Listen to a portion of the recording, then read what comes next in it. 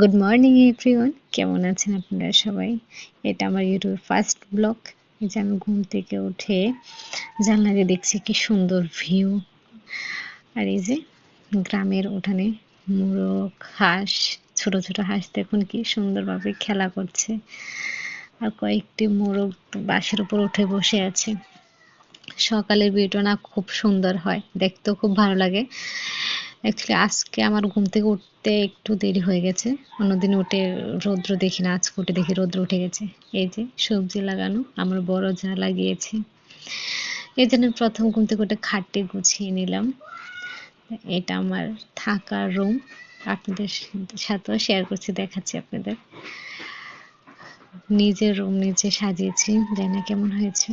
আপনারা please comment করে বলবেন কিন্তু কেমন হয়েছে। এই যে দেখুন একটি মিনি লাইট, লাইটটা দেখতে কিন্তু খুব সুন্দর।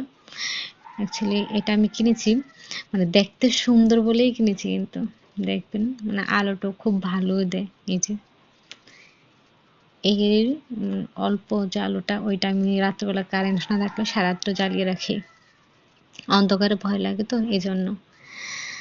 তো এখন দেখাচ্ছি দ্বিতীয় রুম। এই রুমটার মধ্যে আমি রান্না করে খাই।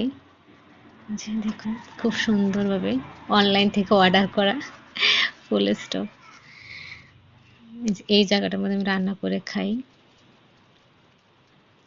সব কিছু আছে, একজনের রান্না করতে আর কি লাগে।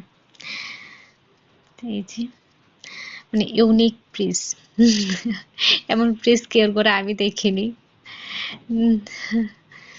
তো এই ওয়ার্ড্রপের মধ্যে আমি রেখেছি বাইকের হেলমেট, হেয়ার ড্রায়ার। এই হেয়ার ড্রায়ারটা আজ অব্দি আমি ইউজ করিনি, যেমন এনেছে এমনই রয়েছে, শুধু রেখে দিয়েছি, ইউজ করা হয়ে ওঠেনি। তো কিছু রাখার নেই, এই জন্য এগুলো রেখেছি। আর এটার মধ্যে আছে এই যে স্টিলের বাসনপত্র, মানে খাজানা যাকে বলে।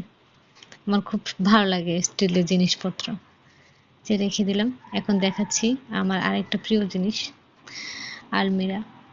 এই যে এটার মধ্যে একটা সুন্দর জিনিস হলো ভিতরের লাইট, যেটা সব মানে আলমিরার মধ্যে থাকে না।